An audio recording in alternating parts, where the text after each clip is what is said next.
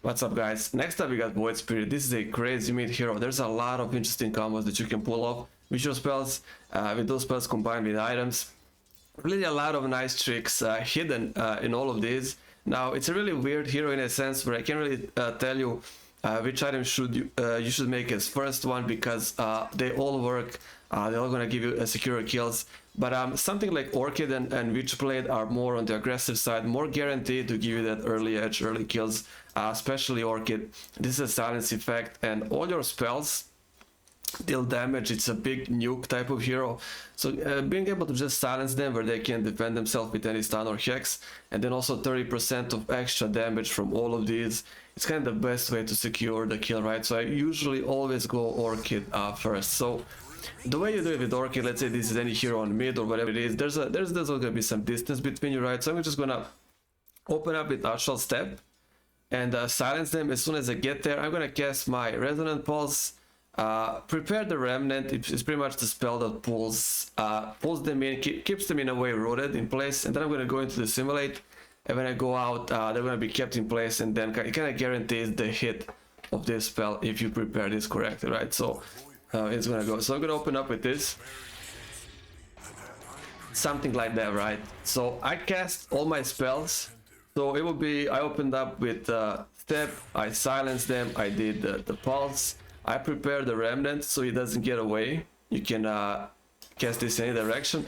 And then as that was casting, I went into the circles, and the Remnant kept them in place.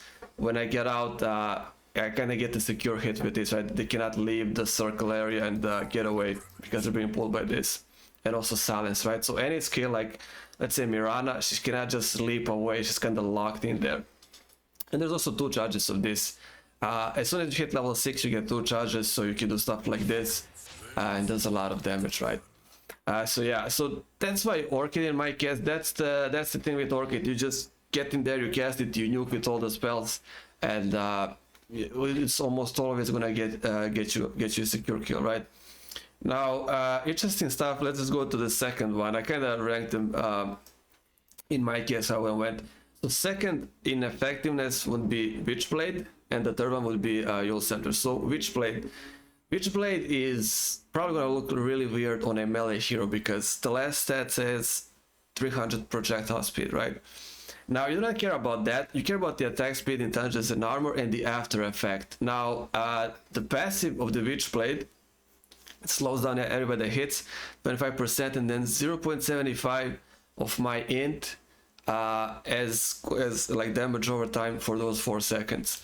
Now it doesn't look like something really crazy, and then you also be wondering, well, I'm losing the whole projectile speed. The thing is, it does damage to anybody that it hits, right? So if I do my Ashal Step, which counts like as a normal buffed hit, if I go through all of these 3 tides, they can be enemy wave. It doesn't have to be heroes. It can be wave, heroes, mixed wave and heroes. It does not matter. But let's say I want to go from this one to the last one. Let me just get close. So you'll see that all of them will get the Witchblade debuff on them, and that is that 100 and minus 103 that's taking away. That's the debuff. And if I click on them, you can see that's the Witchblade effect on all of them. That small blade icon, right? You can see it. There it is, Witchblade effect. So all of them get that, and that minus 103 is the effect, the passive effect. So that's why Witchblade, it used to be like a, I don't know how much it changed from the past because I didn't test it then, but at least at this stage, Witchblade doesn't only hit first target, which is always a concern for many people. So if I cast Witchblade like this, it's only gonna hit first target, right? It hits all 3 of them, as you can see by the ticks of the debuff. So that's the main concern. That's why people say it's a trash item. Not trash item, but it's not that great because it would only hit first tides, it wouldn't hit the rest. And why would you bother? Let's say there's wave in front of you, there's hero here, so I gotta go through this. If I hit creeps and then I hit the hero, right, I go like this straight line, the creeps are gonna take the damage and not the hero, like the first creep. So now you can see that it actually does work. Even on creeps, you can see they're taking then 103, and then the usual explode damage from Ashset. So that's why the Witchblade, this also gives you true strike on one hit, and recently there's been added a item, big item, Revenant's Brooch. That's basically Mystic Staff plus this plus the recipe, and then you get this item. And you know, besides the buff stats and everything, it becomes like a castable item. You press this and then you get 5 attacks with true strike. And you know, let's say you fight against Phantom Assassin, you fight against somebody with Butterfly. Great way to guarantee at least 5 hits with that, you know, besides the huge buff to everything. But that's kind of what Witchblade does, right? So went through the big bursts of Orchid, saw what Witchblade does, and now what the mildest one of them do, that's the Scepter. This them prepare the spell, and as soon as they get down, they will get pulled. So kind of like stuff that like Lina does. A couple other heroes I can't remember, but you know, the Shadow Fiend. You would lift them up and then blast them with ult. Void works the same way. You just lift and prepare the ult, and they gotta spend that extra time on the ground being disabled as you're hitting them, right? So that's pretty much the big appeal of this spell. It always guarantees a lot of time spent being disabled. They cannot really do anything to escape that. The Remnant's gonna hit them. The great thing about this is, let's say there's a Rat King. Now, Rat King has a ult, it gives him another life, right, when he dies. Usually when a Rat King plays Blink, as soon as he gets reborn, he can blink away. If there's nothing on the ground, you know, you can't really target him, he can blink away as soon as he gets reborn again from his ult. And Remnant is just one of those things that keeps him, if you cast that before he gets reborn, he's always gonna get pulled in.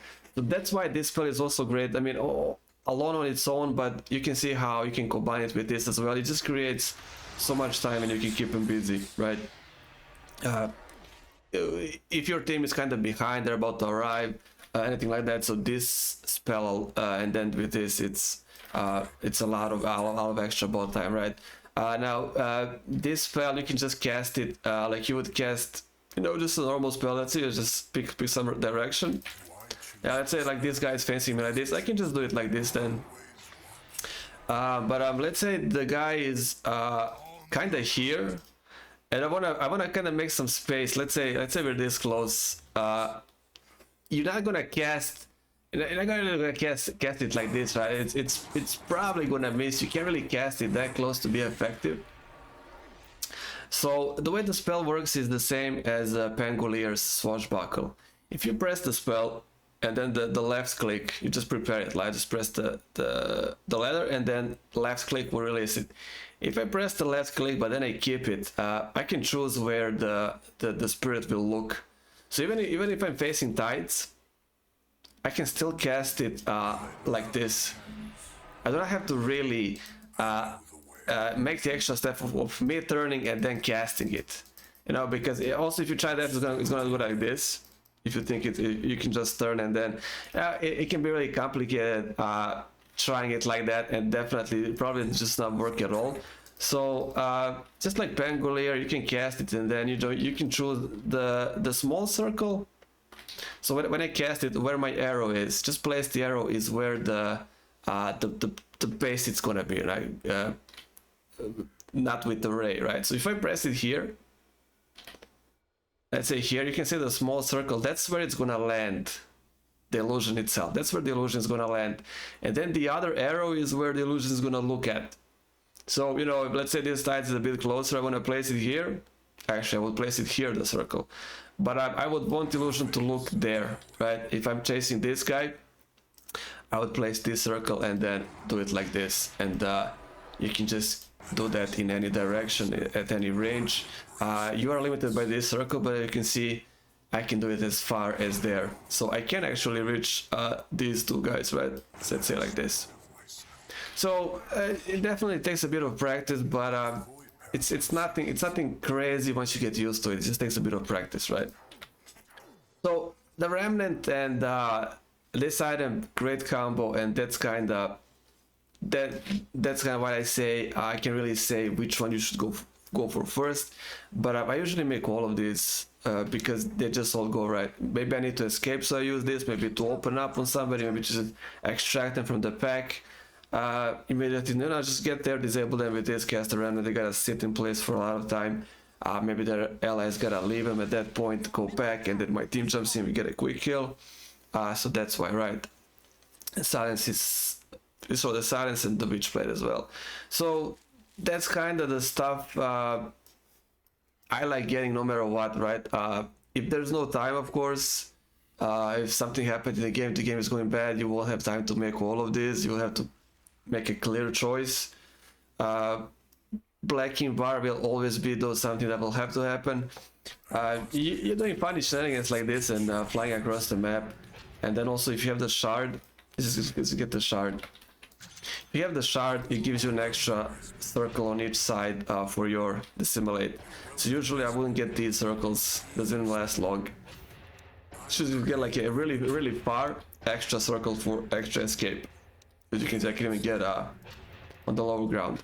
So you might think like that's enough and all, and especially if you have this, because even if anybody silences you, let's say I get silenced by Tides won't have silence, but let's say this is a hero that has, let's say this is Queen of Pain, she silences me, even with you I can just do this, and once it comes down I can either go straight into this or like this, there's just a bit, I can open up with this and then disappear, or just plant the remnant and disable them. There's just a billion things, but still you would need Blacking Bar, because still that won't be enough. They will still get you. Also, if you can't cast this, if you can't press this fast enough, you do not expect like an instant cast hex. Let's say Shadow Shaman Lion, just jump on you with Blink. Their hex is instant cast. You might have time to cast any of these, and just having the Blacking Bar option is you can get in the fight, cast this, and then not be afraid of anybody jumping on you, casting some nasty disables, and all of them piling up on you and quickly destroying you. Because people will always try and get heroes like Void Spirit, like Ember Spirit, those kind of rat type of heroes. They just gotta fly around, hide. People are always gonna try and kill you, even if you're not so important. They're just gonna hate you. They always kind of hate that type of heroes. They're gonna try and get you no matter what, right? So never underestimate the extra effect that we're willing to put in to just get you. So Blacking Bar just deals with all of that, and it just rounds up all of the skills nicely. There's actually a lot of different items as well that you can make. There's Lincoln Sphere as well. I just, like I said, doing the whole disappearing thing and then flying and then Yule, and then you also block the spells. One of the spells that's kind of targets you. You can get away without Blacking Bar, of course, and only with Lincoln Sphere, as is the case with heroes like this. Have a lot of stuff. You can get away if you still make this, and then it's like it's still not enough. I made a mistake. You will have to make Blacking Bar no matter what, and there's really nothing else that you can go for that's gonna save you from not being disabled and dying. So Lincoln Sphere, like a smaller effect of this. If you can get away, get it. You can also get both of these. That would be really crazy. Trying to kill you, of course, almost impossible, I'd say. But that costs money. That needs time. It's not gonna be a perfect game where you're just farming everybody and filling your 6 slots. Be careful with those. Orchid, Witchblade, and your Scepter. However you wanna combo them, whatever you wanna make them, all of those work. Like I said at the beginning, just pick those. Get the Blacking Bar to just cover yourself just in case, and then you can see.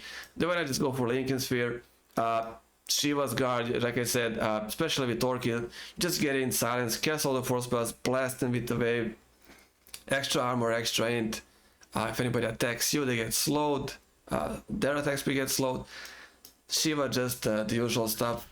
Scepter now is an interesting one. It gives you 2 charges of Resonant Pulse. So you block damage and you also silence anybody that you hit with this. This without any upgrades, so without Scepter, is just a damage, and then like depending how many heroes you hit. If I hit 2 Tides, I get more protection. As you can see, there's base shield absorb and then bonus absorb per hero hit.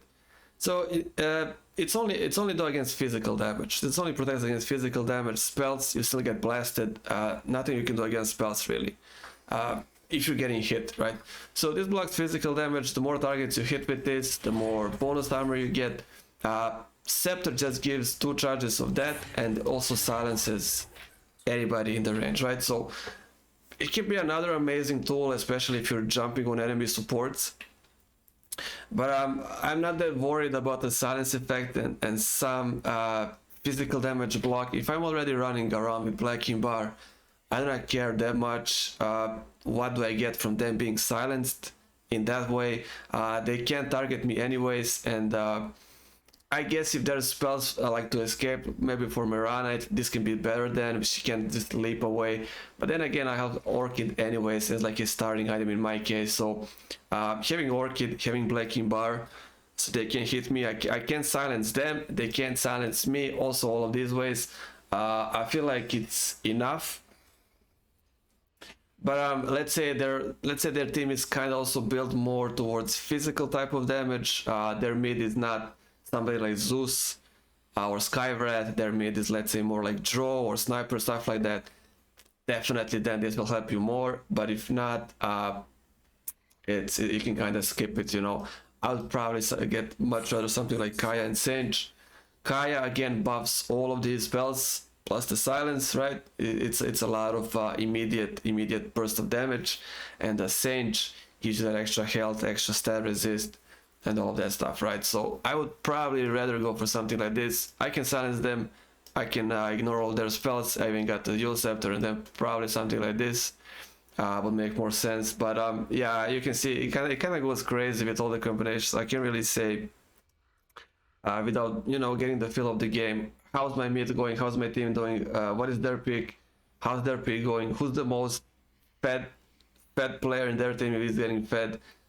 Is it spellcaster? Is it more physical damage? You know, it would just depend a lot. But these just items were great. Again, Witchblade, just imagine if you can kind of condense them even more. Especially like let's say there's Tides, there's Enigma, Magnus, maybe anybody like that can kind of keep and condense the Darkseer with the vacuum pull. Witchblade becomes that much more crazier, right? Because you can just hit anybody that you slice through. Everybody when you hit with the passive. So that's huge. So yeah. So Scepter for these, Kaya and Sage, Shiva. There's also 2 items here that I can't even see. So Ethereal Blade, made from Kaya as well, so you can make Kaya and then go Ethereal instead of Sage. Not really sure about Ethereal. You can go for it, you know, just Ethereal form and then also nuke with the silence. That's a lot. Ethereal effect is like 40% more extra magic damage, but he's not that. Ethereal is kind of weird for me. I don't know. I didn't usually make Ethereal. You can go for it, but I kind of wanna continue hitting them anyways, and Ethereal form might start Witchblade with attack speed, bonus int. It's a lot of bonus damage because I am int as well. Attack speed here and damage. Attack speed here and also damage. It's int, but int is damage because I'm int. So the Ethereal might just block me from my attack. So not really a big fan of that, but you can also go that. Also interesting item, Octarine Core. It just lowers the cooldown on all of this stuff. All of this becomes much more spammable, 25%, but it's pretty much just kind of just stats, not really towards those effects that I usually like. I like getting more effects for this guy, you know, just Blacking Bar effect, Shiva effect, Silence effect, Scepter effect, Witchblade. All of these have effects in them. Even Kaya and Sage, where Sage just lets me survive a bunch more, and Kaya has like a really nice buffing effect for all my spells. So I kind of like getting all of the effects, even Linkosphere effect, right? Scepter. So Octarine Core and Ethereal Blade, I kind of just keep them on the side. I really go for those. This is kind of something. This inventory and these items in the backpack is something I would consider going for and comboing. But like I said, all of the interesting combos with Orchid, with Witchblade, with Yule Scepter, just interesting stuff like that. Oh, I pulled the wrong one. But yeah, it's just much more effects than just casting Ethereal and then be like, oh, just gonna try and burst them, you know. But yeah, so kind of with the Void Spirit Shard, also get the Shard. It's gonna give you a lot more ways to escape as well. A circle on each side as an extra, and it can really go far. As you can see, I can really go far. And you know, combined with Astral Step, combined with Dissimulate, combined with Yule Scepter, you're kind of something like Puck. Probably best to compare this hero with Puck in trying to catch him. Closest hero I compare him with, right? So yeah, that's kind of the items and the stuff. I don't think there's really any more tricks left, really. But yeah, as soon as you hit level 6, you can pretty much kind of like Storm Spirit, you can immediately go for the kill mid. Especially it's like a weaker spellcasting type, let's say maybe it's Zeus, maybe it's Sniper. They're low health, they don't really have any defensive mechanisms. Once you actually get to them, Sniper might try, for example, fight you in the shrapnel and the tower, but again, you can use one of these to get in, get a feel of the situation. If you miss with any of these spells, you can just use the other charge to get out. As you can see, it's a pretty decent cast range, so even if something goes wrong, I mean, it's similar as Storm Spirit, just get out. If anything is wrong, save the charge and just get out when you learn the hero, right? So that's kind of it. Let's take a look quickly at the talent tree. So I just take the mana here. Hero's not as spammy as some others, but I kind of like the mana. 50 damage on Nether Remnant is nothing crazy, really. You do not really use this to deal some massive damage in a way, right? It's more like a tool, like a disable thing. So yeah, I mean, what are you gonna do with 50 damage anyways? I would just take the mana. Second one is interesting. There were a couple of cases that took the Remnant with the True Sight. Also big RNG. Maybe there's Riki, maybe there's Gondar, maybe there's Weaver.